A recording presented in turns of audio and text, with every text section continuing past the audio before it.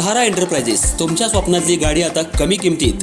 इचलकरंजी शहरालगत असलेल्या कबनूर चंदूर रोडवर कोन्नूर पार्कमधल्या सहारा एंटरप्राइजेस इथं पश्चिम महाराष्ट्रातली विविध बँका आणि फायनान्स कंपन्यांनी जप्त केलेल्या जुन्या दुचाकी आणि चारचाकी गाड्यांची विक्री केली जाते.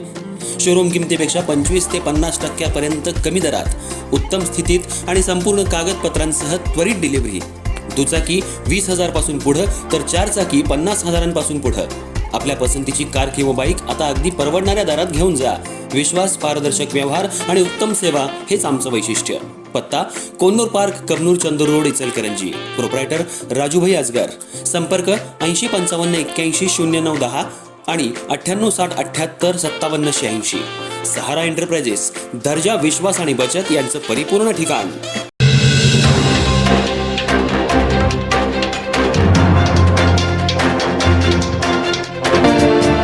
इचलकरंजी शहरातील ज्या आरोपींना न्यायालयाचे अटक वॉरंट आदेश असून सुद्धा फरार असायचे, अशा आरोपींना शिवाजीनगर पोलिसांनी पकडण्याची मोहीम हाती घेतली होती. यातील काही आरोपी पतसंस्थेचं कर्ज घेऊन पैसे भरत नव्हते. यासाठी न्यायालयानं आरोपींना अटक वॉरंट जारीही केलं होतं. पोलिसांनी काल मध्यरात्री 2 आरोपींना पकडून त्यांना न्यायालयात हजर केलं असता न्यायालयानं त्यातल्या काही जणांची जामिनावर मुक्तता केली आहे. इचलकरंजी शिवाजीनगर गावभाग शहापूर पोलीस ठाण्याच्या हद्दीत पोलीस अधीक्षक यांच्या सूचनेनुसार जे आरोपी न्यायालयानं अटक वॉरंट जारी करून सुद्धा फरार होते, अशा आरोपींना पकडण्याची मोहीम हाती घेण्यात आली होती. या अनुषंगानं शिवाजीनगर पोलिसांच्या हद्दीत हे आरोपी पतसंस्थेचं कर्ज काढून पैसे न भरता पतसंस्थेची फसवणूक करत होते.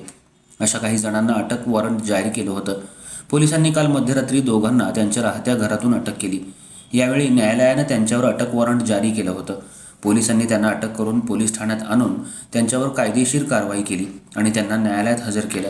यावेळी न्यायालयानं यातील काही जणांची जामिनावर मुक्तता केली, तर काही आरोपींनी काही पतसंस्थांकडून कर्ज घेतलं होतं आणि कर्ज वेळेत न भरल्यामुळं पतसंस्थेच्या अधिकाऱ्यांनी न्यायालयात धाव घेतली होती.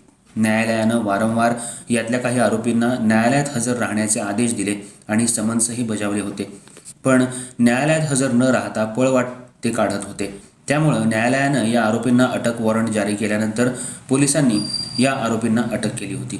अधिक तपास पोलीस हेड कॉन्स्टेबल कामात करत आहेत.